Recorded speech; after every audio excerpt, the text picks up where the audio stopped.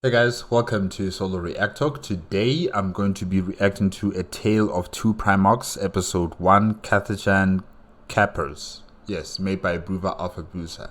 This is part of the If the Emperor Had a Text-to-Speech Device, playlist. And if you want to check out my previous reactions, remember the playlist card is going to be at the top. Just click on it and be able to access them. If you want to check out the original video as well as Bruva Alpha Busa's YouTube channel, the links are going to be in the description below. Yes, last week, or was it 2 weeks back? Yeah, 2 weeks back, I think. Magnus is shocked, surprised, irritated to find that his brothers are still around, Corvus Corax, as well as the Primarch of the Salamanders, Vulkan, and yeah, Corvus is also not happy to see that Magnus is around and he's heading towards the throne world. So he's also going to be going back to the throne world. I'm not sure when, because now he's going to have this road trip adventure with Vulkan around the galaxy. And yeah, I can't wait to see them back on Terra with Magnus and also Rogel Dawn there. It's going to be very interesting. It's going to be very, very interesting.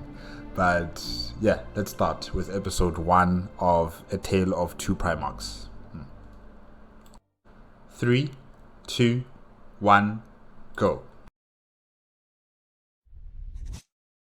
Sorry, friends. This here corner of the room is very dark for some reason. I tend to use it for them dramatical entrances in case someone tries to grab me flashing bits. Okay, I see some information on the top corner, left or right top corner there. I think I'll just read it. Personally, I'm not going to pause and then read it out. You guys can pause it and read it for yourselves, but I'll only pause and talk when I deem it necessary and important to discuss about something. But I'm not going to be reading out the pop-up messages. I'll just read those, personally. Yeah. If you want me to change that, you can tell me in the comment section, and then in future episodes, I will read out the pop-up message. Yeah. Fresh air upon my skin is like the flensing daggers of 1,000 menial urchins going at a sack of potatoes. All right, we're out of here. Let's go, back to the Imperial Palace. What have I not been able to gaze upon in the halls of the Imperial Palace that Magnus the Red, 9 times damned traitor, could so easily slip inside? Corvus! He's not actually slipping inside, but maybe because you're mentally unstable, you don't realize that. But anyways, okay, Corvus. Oh, I've missed you, friend. Need to go to the Imperial Palace, like right now. But the skeletal remains must too be embraced, they do. One brittle bone at a time. But first, I must make a tour of the Imperium of Mars. It has been too long since I have gotten a breath of fresh air. We shall see the works we fought for, and after that, we shall see a Dutch boy. That sounds like the worst idea for a spin-off ever. Now let us all go. Adventure! Yes! Adventure!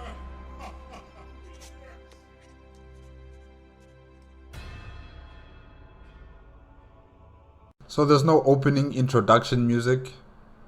Okay.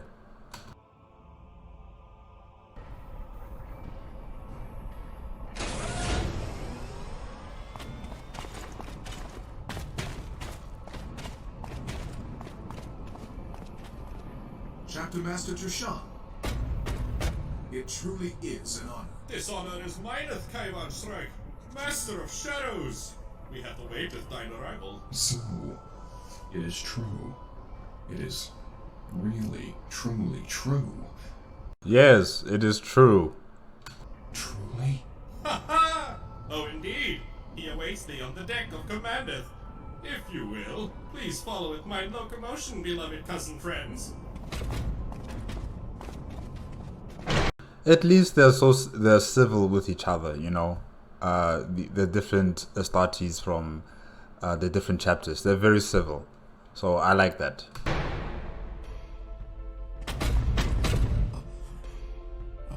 By the forests of Kievar. My Primarch. Children dearest, deliverance hath come. My Primarch. The Raven Guard has served loyally in your name throughout the eras. Ever have we chased your shadow in quest of your guidance. To follow in your silent footsteps. You need not seek mine shadow any longer, children. Rather, it is I who shall join in yours, the shade shaped from your unflinching loyalty and staunched brotherhood for over 10,000 years. I shall serve alongside you, my sons. Together, we shall spread to all the light that graces our unworthy forms. For I swear to leave the ravens of Kievar nevermore. My hearts are imploding with pride. Very nice speech, Corvus. Very, very nice speech. My father. Are we truly worthy? Don't die, Shrike. You'll shame the chapter. Shut your beak, Caddis. Rise, children. It is I who remains unworthy. But matters of extreme pressure have led me out of my box of quasi-eternal solitude. Extreme pressure? Was your fluid recovery system malfunctioning, Father? No, not like that. Oh my gosh. Not that kind of pressure, son. Oh. No. Please pardon him, Father. No, I deserve that. Hello! I am here too. Uh-oh. Run. Of course. Please excuse me, Lord Father.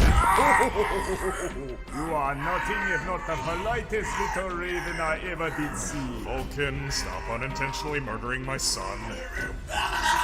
My mistake. No. This is But it's kind of cool that Vulkan is such a hugger, you know. A violent hugger, but a hugger. Yeah, it's cool. my fault. I shouldn't have acted so approachable. Well, considering the circumstances, I would say that we celebrate this momentous occasion. Yes, a fine idea, Lord Vulkan. I suggest we mount a 19-day-long silent vigil so that we can at last seek full unity with our returned Primarchs. Ooh, 19-day long naps. Okay, yeah, I like that. Actually. You know, no party raving and all these celebrations with alcohol and, well, I don't even know if Astartes can drink alcohol, but, you know, none of the revelry of partying. No, you know, just take a nap. 19 days might be a bit excessive. I don't think I could sleep for that long, but yeah, that sounds nice. That sounds very nice. And carry upon our shoulders the darkest black burden of this galaxy of blood and slaughter and doom. Totally. Whoa. I am unconvinced. Pardon my petulance, but need I remind you that Terra is in jeopardy? What? Terra? What has happened to the throne world? We called upon you not only for our reunion, but also for support. We have reason to believe Terra is under siege by my abhorrent brother, You know, this is like Karamazov all over again, but with Corvus Corax. That means when he returns to the throne world, he's also going to be screaming, "I knew it! Demon!" Like Karamazov, I can assure you, he's going to do that as well. Oh gosh. Mr. Red. No. The cradle of man itself. How could the Raven Guard have missed such crucial information? We did receive word through the astropathic grapevine that the Inquisition and the Ecclesiarchy were on the receiving end of some reformations. Those reports also claim that the Emperor himself had enacted those reformations. I wanted to believe it, but instead idly waited for further developments. Really? Remarkable. The prevention and expulsion of such organizations is something I definitely could see my father doing. Perhaps it is true. Or perhaps not. What we know for a fact is that Magnus ostensibly has access to the Imperial Palace and perhaps through that the High Lords. Karamazov 2.0. Karamazov 2.0. Surveying this critically, it would be quite simple to draw the conclusion that Magnus is planning something that bodes super ill. But what if Father has returned and brought Magnus back into his fold? Come, brother, don't be ridiculous. Magnus killed you. All we know is that the throne world might be under siege, which is why we must make haste and flay him alive with your Excuse me, my lords. What is it, Bond's friend? The astropath wishes permission to enter the command deck. Chapter serfs are also like, former candidates who are going to become Astartes, but then they didn't make it, to become an Astartes. So now they serve the chapter as chapter serfs. Yeah, okay. She has urgent reports. Send her in. Master Sassafras, you may enter. Excuse my intrusion, lords? I have intercepted communications from a nearby subsector. What does this communique entail, Astropath? Distress scout from the planet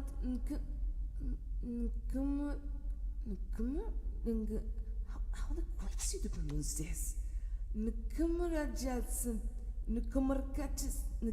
Don't worry, lady. I also can't pronounce some words. It's just, it's bad. Yeah. Something, whatever. It is sent at the behest of the Catachan 2nd Regiment. They urgently need help defending the planet from a chaos threat. The Raven God fought with the proud Catachan 2nd at the Damocles Gulf. I will not take Colonel Strachan for one to send distress calls, unless it is a very dire situation. I swear that man should have been a space marine. Then we shall travel to their aid. Vulkan, we must make for Terra. Human blood spilt would be 100-fold, 1,000-fold, if Terra were to fall. We must leave these guardsmen to their fate. My brother, whether or not Terra has fallen, we cannot neglect saving human life that is within our direct reach. The more we save, the more we can consolidate our forces for our merry crusade to Terra. These men shall join our ranks as friends of battle. I am surprised you are still capable of logical decisions. I'll be full of surprises. Alright, let's make this quick. Adventure! Adventure!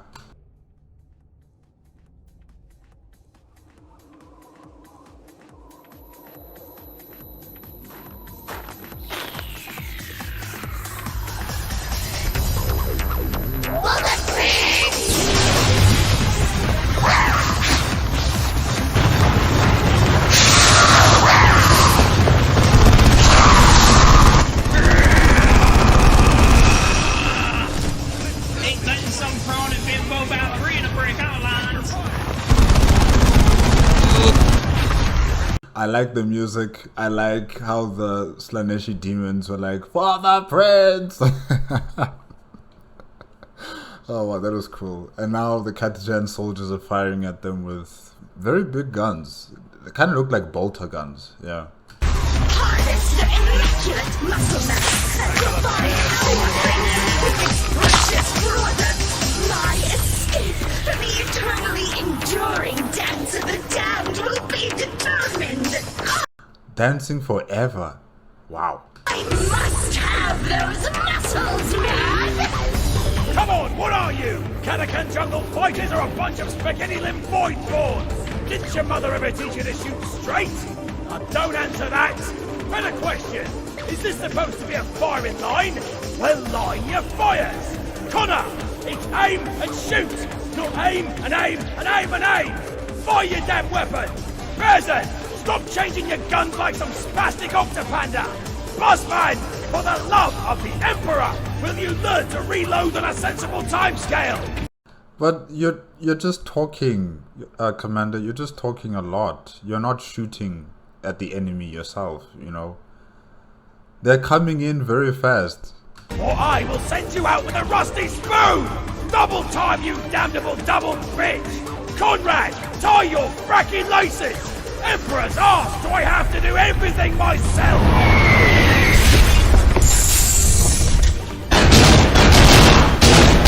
Reinforcements, about damn time! No! Those Southern swole is not genuine! Their tampered tissues will not please the prince!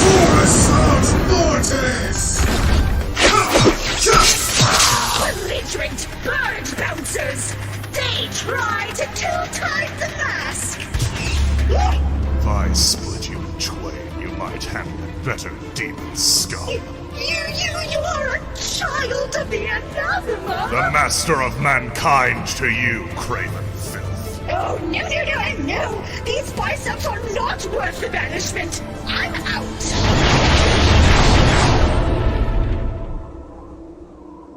That was so cool. That was really, really nice. And I want to see them fight against, the Chaos forces more often. That was very nice. For the prince! Well, I'll be chopped and used for rations. That's the biggest marine I ever saw. That's no mere marine, Harker. That's Greetings, jungle friends. You dare speak out of line, soldier! Holy shit, that one's even larger. I am Vulkan, Primarch of the Salamanders, and over there is my brother, Corvus Corax, Primarch of the Raven Guard. Emperor's teeth! I never thought I'd stand before one of the Emperor's own offspring. I am Colonel Strachan, and we are soldiers of the proud Catachan II. We salute you for aiding us with killing these horrific, walking modern art projects. It is of no concern. But for your lives, you are now indebted more than ever to the safeguarding of mankind. Now listen, and listen well. Terra is in peril. Your regiment, as well as every single other regiment your homeworld has to offer, shall help us to reclaim it. Oh, the throne world. Affirmative. The Catachan II hear Terra's call, Primarch. I'd rather drink grog shit and have my corpse lathered in acid grub gravy before I let some inhuman son of a four-armed whore lay as much as a squint on Terra's holy soil. The colorful... Wow. Yes! Let us make for your homeward, Colonel. From there, the campaign to rally regiments to our cause shall be an effortless endeavor. As a Catachan jungle fighter, you're always close to home. They too will hear the call, sir. Pack it up, men! We're heading home to Catachan! Is it Catachan or Catachan?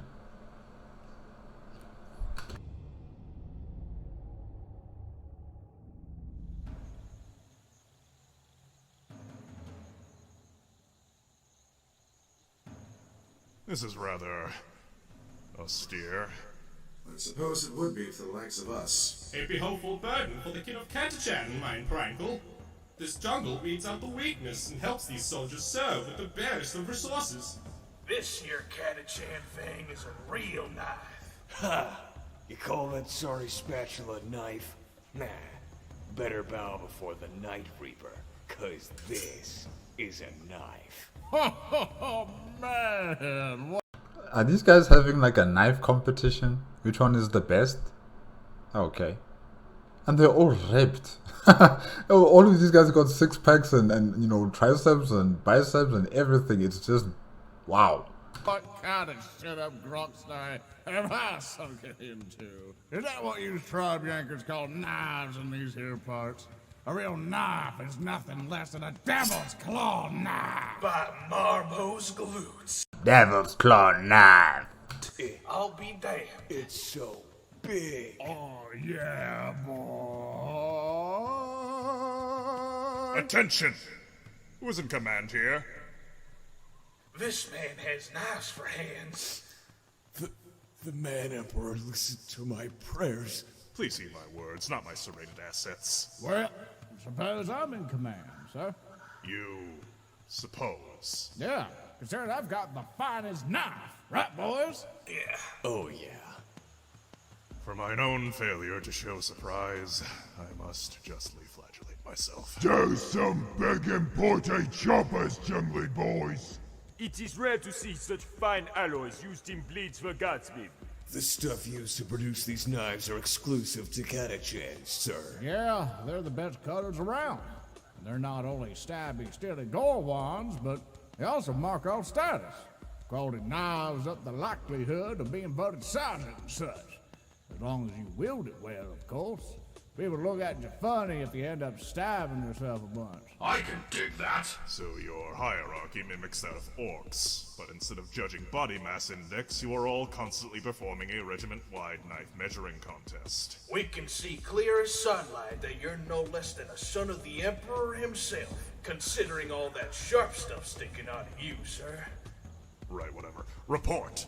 How is Colonel Strachan faring? No news yet, sir.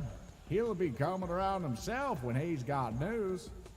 In the meantime, I suggest you sit back and enjoy nature, sir. Yes, sit back and enjoy nature, Corvus. Dismissed. Oh, come, brother. While we wait, let us tour through these magical woods. Right. But be careful, I mean, these forests of Catachan are known to be very dangerous. You know, there's a lot of fauna and flora that could poison you, eat you, give you a disease. It's a bad place. Fine. Let us tie tree bows together for a makeshift cat o' nine tails. But I think Vulkan will be fine. Yeah. Corvus, I'm not sure, but Vulkan will be fine. He's immortal. Venture!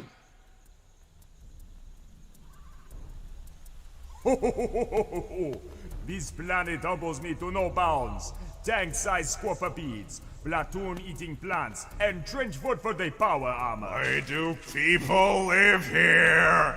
Is it really pronounced Catachan? Apparently so. Then why is there a Chuck in the name? I do not think spelling is a top priority amongst the people of Catachan Camp. Point conceded. But I am honestly surprised that nearby Sardis chapters do not use this as a recruiting world. Fair point, Catus. To me... Yeah, I'm also wondering why don't they recruit from this planet.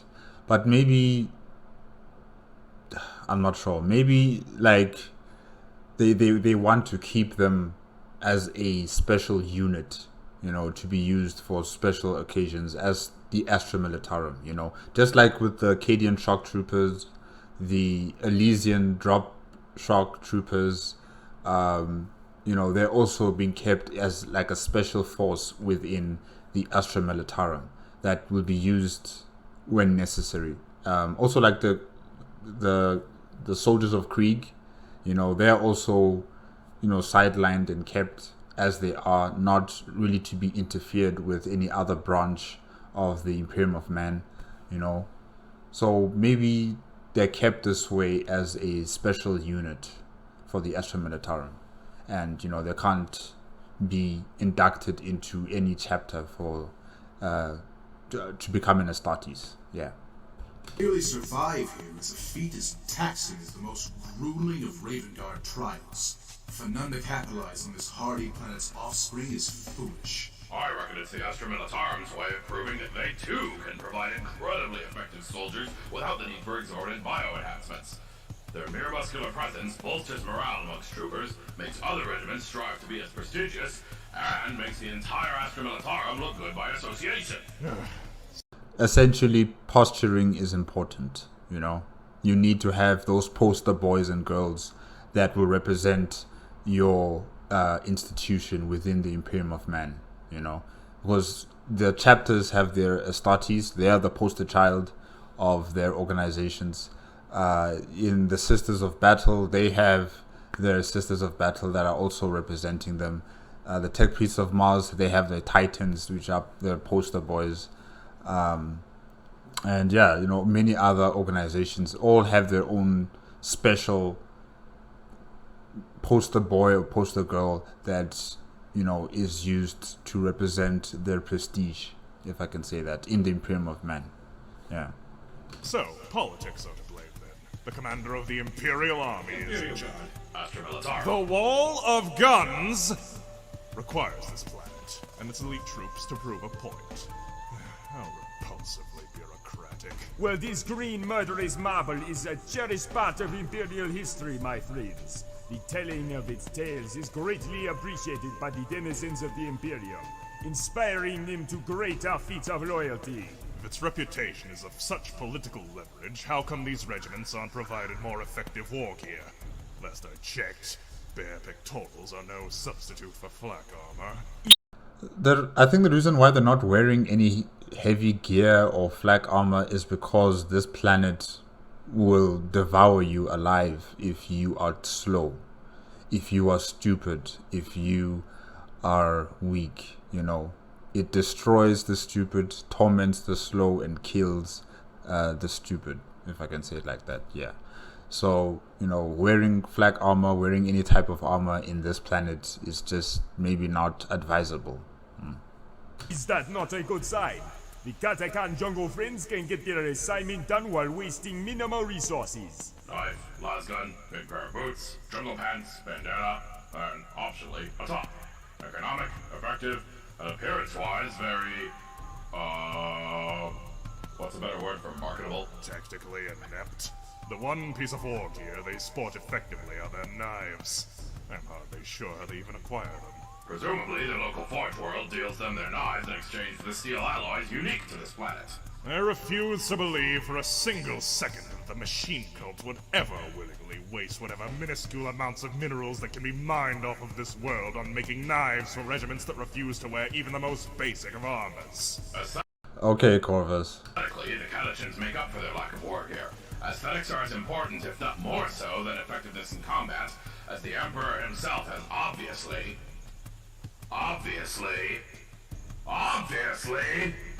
decreed. I disagree, but I admittedly have a hard time arguing against the latter part of that point. Say, brother, I'm surprised you as a Raven Guard would not make a point of this, but isn't wearing minimal amounts of armor a good thing when considering their speciality is asymmetrical warfare in wild-grown gardens of heat and humidity? I know the necessity of their utilitarian tactics, Vulkan, but not to the point that justifies semi-nudity. That is what I am criticizing. I don't know why do you have such an issue with this, Corvus? Why? How does this affect you? You know, they've been doing this for the past 10,000 years, fighting like this. And now all of a sudden here you come and start berating and judging their way of fighting and, you know, them not having a top. What does this have to do with you? Death worlds where venomous animals, poisonous flora, and acid rains rule, covering your skin is surprisingly important. Did not our fluorescent-friendly brother Ferris do something similar?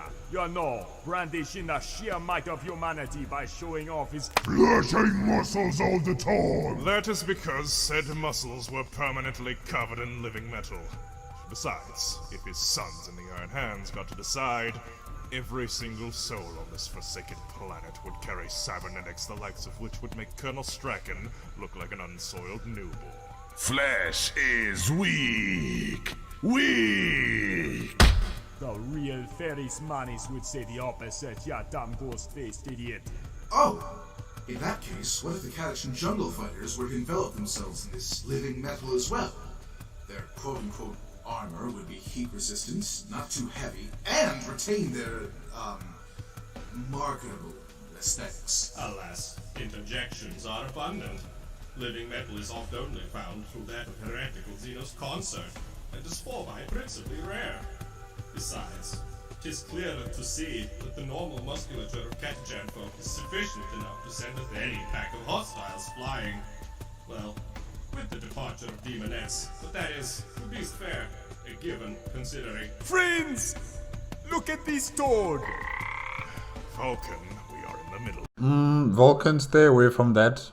You know, like I said before, all fauna and flora on this planet can kill you. But wait, you're immortal. Yeah, you'll be fine. You'll be fine. Of a discussion. Greetings, amphibian friend. I have borrowed the skull and heraldry of your interplanetary cousin.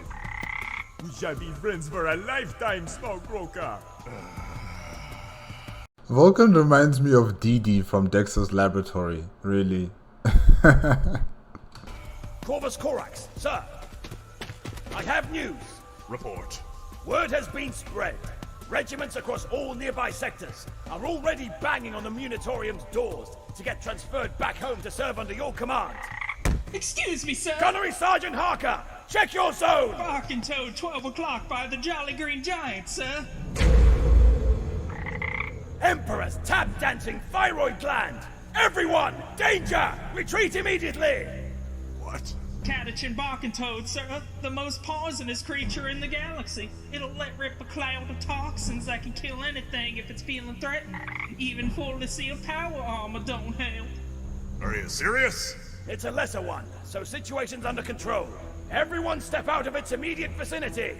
All right, I do not want to believe you, but I do. Vulkan, step away from the frog.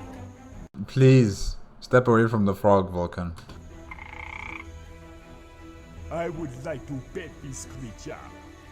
Don't do that. It would be but a single poop on its noggin. Do not poop that merry suicide bomber. I want to poop the snoot. Stop wanting. But stop! Must. Vulkan! DD. But boop. No booping! Boop. No!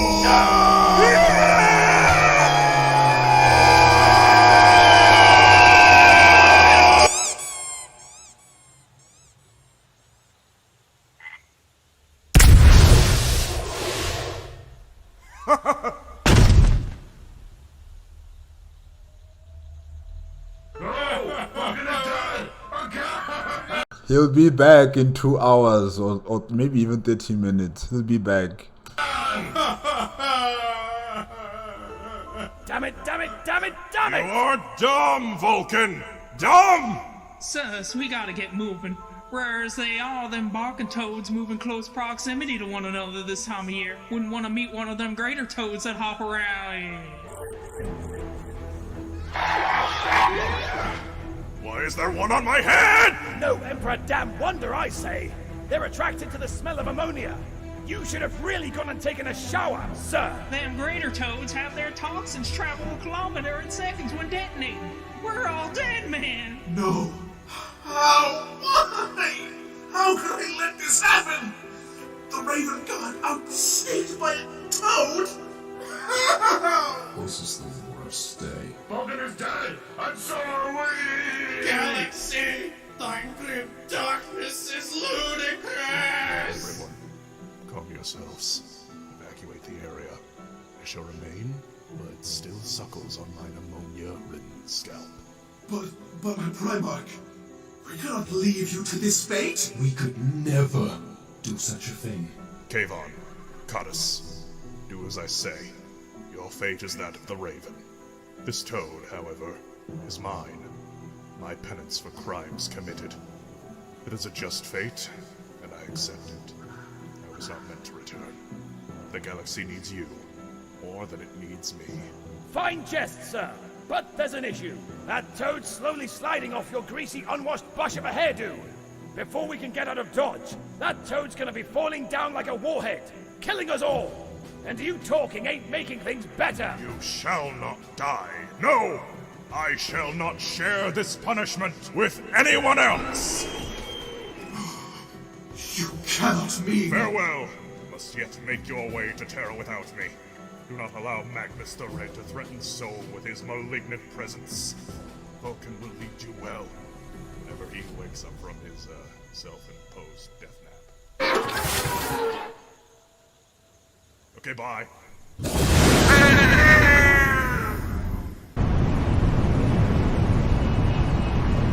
By toxiferous grace, I meet my fate, to feel sorrow and hate nevermore. Man, this frog is ugly.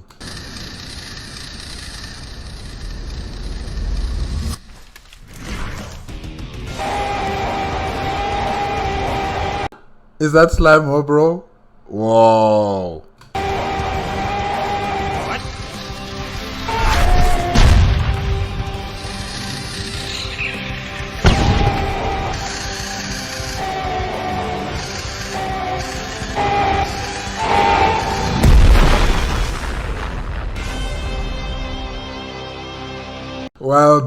well done, Sly, well done.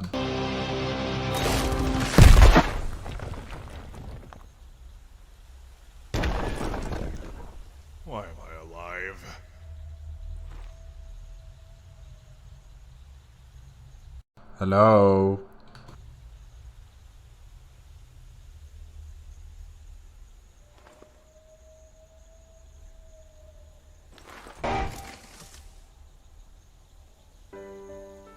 Okay. Nice knowing you. Primarch! You live! Oh, the Emperor! Unsure how you managed to survive, but I reckon that's the makings of the Emperor's work at work. Actually, I was saved? A jungle fighter like you came flying, literally flying, from the jungle below, delivering my head from the grasp of that nuclear amphibian. Well, I'll be damned. That must have been Sly Marbo. Yeah. Who is this enigmatic figure? He's a rare sight, even here on his home planet. He's a bog-standard jungle fighter, only a private in fact. But he's so good at what he does, he's been awarded the Star of Terror more times than anyone in the galaxy, as far as I know. The Star of Terror is the highest military honor a soldier could achieve in their lifetime. And you're saying he has achieved a star more than once. Private Marbo may be half crazy and have eyes as pretty as a corpse's, but the boy's a saint is what he is. A living, bleeding saint. But without the whole wings and dove shit. I once heard Marbo was a missing Primarch. I can attest on that not being true. But I nevertheless owe this man my life.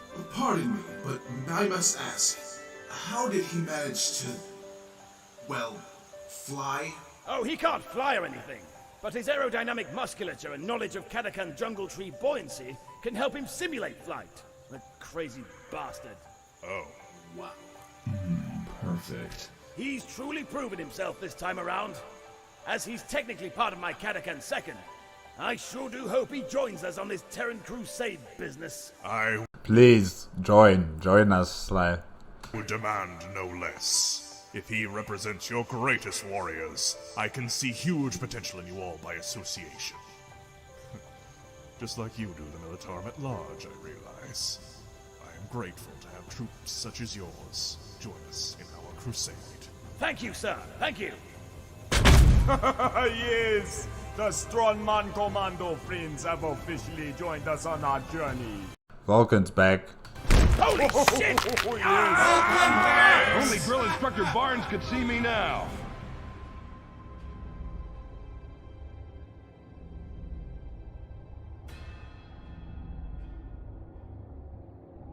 So, no ending, outro music.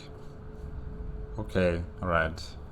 Guys, sorry, I'm just so used to, if the Emperor had a text-to-speech device episodes where there's an intro themed, music, and then also towards the end it's an outro with music as well. So I kind of miss that. And I miss listening to Rogel Dawn and the Emperor, bickering with one another. Yeah, I do. But this was good too, yeah.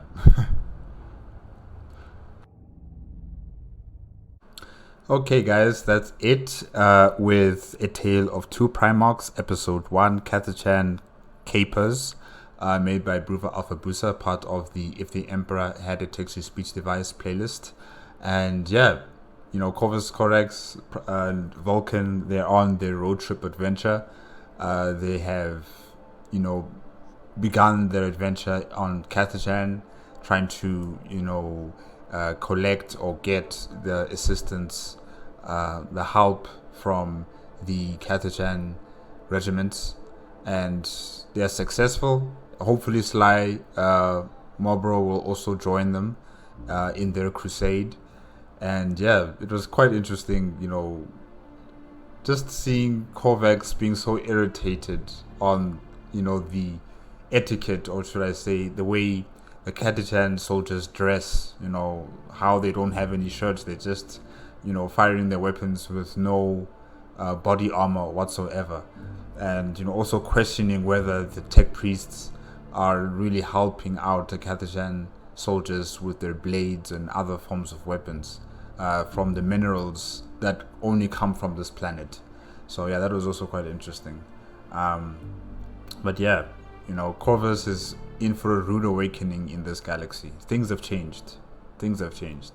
Vulkan, on the other hand, he's just going to accept, you know, with welcoming arms, and then he'll crush you with his love hug. So yeah, it was a good first start with the road trip. And yeah, guys, I guess that's it. Remember, if you want to check out the original video as well as River Alphabus's YouTube channel, the links are in the description below. If you like my reaction, please give me a like, comment, and subscribe to my channel. Click on the notification bell if you want to be up to date with my latest videos. And I will see you guys next week. Or next week. Yes. Okay? Bye-bye.